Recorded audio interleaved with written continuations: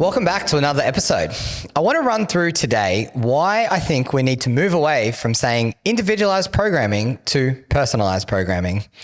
Now, I'm going to break out why and the differences, but let's start off with this. I think every coach that gets into the industry they get into it for the right reasons. They want to give really sound advice to people. So you can see with a newer coach starting out, often, they claim the success around this individualization of programming. Now, as you go on and as you build out your expertise and you develop your skill set, you'll find there's a lot of commonalities between exercise variants, and there's a lot of commonalities between how you structure training programs. And what you start to do is you start to group things together and you start to see patterns. So when you start to identify this is at the point at which you start to then build out systems, build out, structures that you can sort of phase people's training programs through, whether that's in a phase or over a 6 to 12 month period, and then you build on that. Now, when we look at, programming, for instance, yes, there's a lot of nuance to it, but everything works at the end of the day. You could throw in high reps, low reps, it doesn't really matter. Everything works. But the thought that I want you to think about is if you were to go into BMW or Porsche and you were to order yourself a new car, you would actually be personalizing a car. So there's a system, there's a type of car that you're buying, and that car, you can choose the paint, you can choose the wheels, you can choose all the optional accessories, and it is individualized as such. But in saying that, you're actually not individualizing it because it's within a system. Now, if you look at a surgeon, for instance, they don't just rock up to someone on surgery day and go, oh, you know what, that's the spot at which I think I should cut through. There's a system of how they do it. There's a spot, you've got to miss arteries, you've got to miss nerves, you've got to go through little junctions of muscles in order to do it in a consistent way that gets repeatable and consistent results. So then, obviously, we're not cutting people open. We're not in the car business. We're in the coaching game.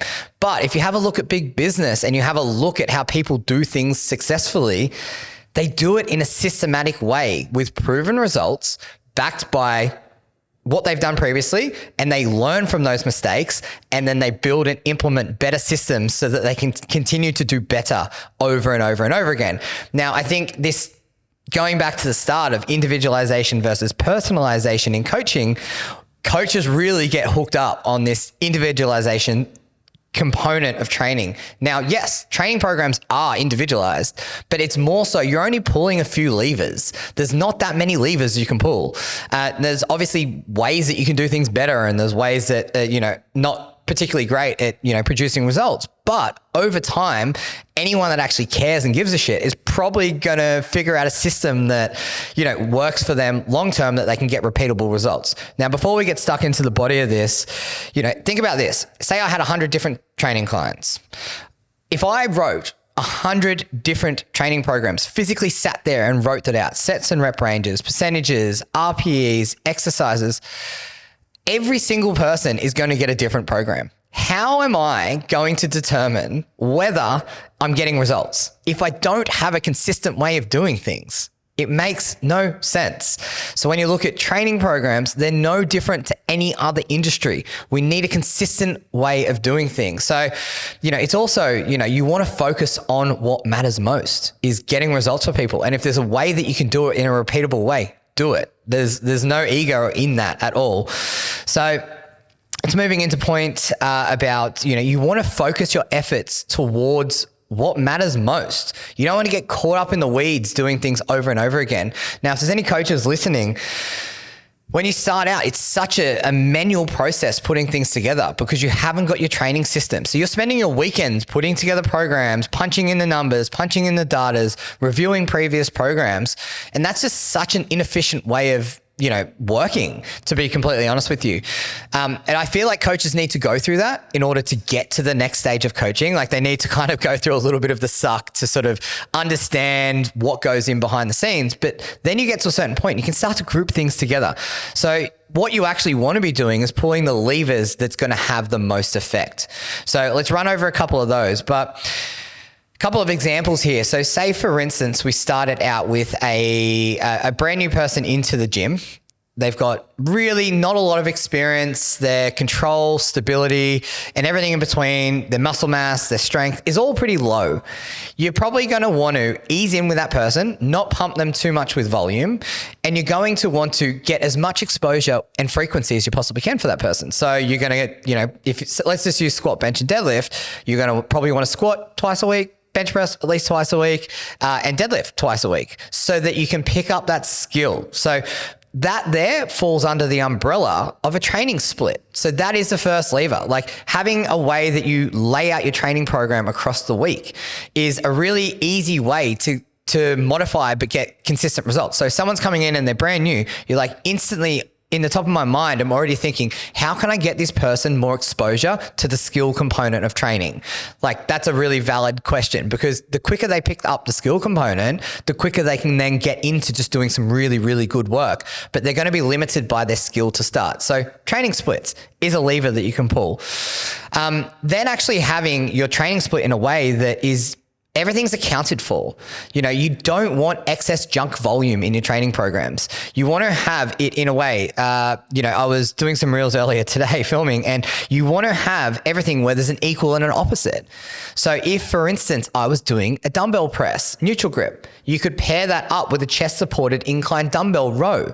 So there's always an opposing force to the stimulus that you're providing. So if I'm doing chest session, it doesn't have to be on the same day, but on say your back day, for instance, you'd want to hit the equal or opposite. And that's the same. It's true for lower body as well. So making sure that you're pairing things up across a training block and across a week is super, super important. These is another lever that you would want to, focus on more so. Then you've got different sorts of rep ranges that you can really play around with. Now, if someone is only truly focused on, building strength, you're probably going to have them in using barbells for a majority of their training. So their main lift and their secondary lifts are really focusing on everything around the barbell movements. So they might squat, and then after the squat, they might do an RDL, and on a deadlift day, they might do a deadlift and then do a squatting pattern, or they might squat and squat, deadlift and deadlift, but they're the nuances that you're playing with. So someone for strength, for instance, purely just wants to train on a barbell year round. So it would be doing them an injustice, taking them away from a barbell, because what they want to do is barbell work. But then we go over to someone that's purely just focused on hypertrophy. So that now we can look at, training and getting that stimulus and that adaptation in a variety of different ways.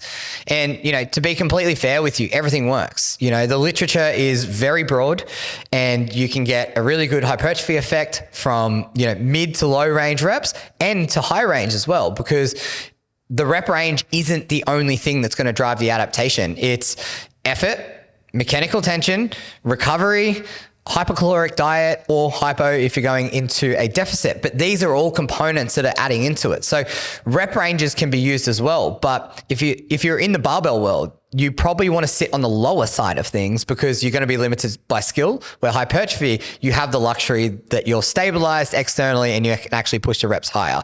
So the reality is, what I'm getting at here is rep ranges. They are a lever that you can pull. And then probably the fourth and final really, really big lever that you can pull is exercise selection. And I think this is the one that probably doesn't get the most attention that it deserves, because regressing and progressing exercises is, when done well, is actually very, very, very tidy. Because say, for instance, someone comes into the gym, they haven't never squatted before, you can progress them through in a really logical way. If someone is at the top end and they're really, really strong and they're squatting heaps, you can use smaller exercises which help to build up, like weak points. So using the appropriate exercises based on the person's goals and skill sets is a really big lever that you can pull.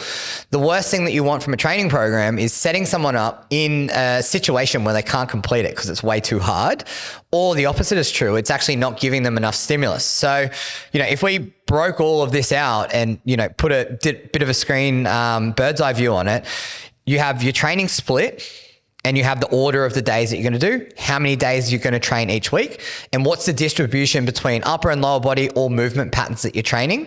You've got exercise selection, which is huge in that. And that's purely based on skill set, and it's based on goals as well, what you actually want to get out of your training. And then rep ranges to, suit your goals or to suit the style of program that you're particularly doing. Now, for some people, they're not going to be too phased at all, whether it's more on hypertrophy or more on strength, as long as they're kind of getting towards the end goal. because the reality is for them, training is the most important thing. But the moral of the story here is everything works, providing that you have a framework. So as a coach or as someone that's training and say you're self-programming, you want to focus on what matters most. You don't want to get stuck in the weeds, like playing around with nuances of a single rep or, a particular exercise. You want a system that you can, if someone has a problem or they have an area that they want to work on, you can go, okay, let's focus all of our attention on that. Say for instance, someone's got knee pain and, high volume hack squats is hurting their knee. You can go, great, let's just move out of that for a little bit. You don't have to fully reinvent the wheel. You don't have to change anything drastically, but you can change the squatting pattern to something that's a little bit more knee friendly for the short term. But that is the benefit of a system. Like if you don't have a system, it's just winging it. You're just throwing things in and hoping that it works. So when you have a system, you're like, okay, well, let's take that out and let's add something else in. And that still works really well within the system that you have. Like say, anyone's been training for a long time. There is adversity in training. You're going to have a point where you have a niggle, or you're going to have a point where one of your lift might feel like it stalls. So then you can then add in little strategies to try and prompt that lift around or help with the injury point. But that's the luxury of a system. You don't get that when you're just winging it and freestyling, So I think, you as a coach or as someone's training, you want to focus on what matters most. You want to get the best return on investment, which means having a consistent way of doing things rather than just winging it every single time. Now, when we move into training, and I hate to say it, everyone thinks they're very special. And I don't mean that in a negative way. Everyone thinks that they're a special unicorn where they, adapt differently to different people, to different stimuluses, different to the person beside them. But the reality is 99% of people will adapt in a similar way. If you put a stimulus in front of them, if they train it with the right intensity, with the right effort, they're going to get the results they want from the training program. So certain things like powerlifting, there's very predictable ways to get people strong. For bodybuilding, the same is true. For someone that's rehabbing, you're working from the ground up and building competency. So everyone will respond to different stimuluses. Yes, granted, but more so, the biggest lever here is they will all respond over time, providing the stimulus and the exercises you give them are good for them. The phase of training that you do is probably more important than anything else. So say you've got like a snapshot of a year. It's how you split up that year that becomes very, very important. So say for instance, 6 months of the year, I wanted to focus on building muscle mass. How would you put that together? And it's 6 months of the year that you want to focus on strength. How would you put that together? That is actually the bigger picture, because then underneath that you can work all the smaller components that you're trying to get out of it. Now that's the individualization part. Someone, say for instance, someone has really, really underdeveloped quads. All the accessory work in your training program can be geared towards building bigger quads. Now, yes, it's only a couple of exercise swaps, but that's individualization. Someone might have really poor back muscles and, they're struggling to squat, for instance, and hold a bar on their back without their back folding over and caving.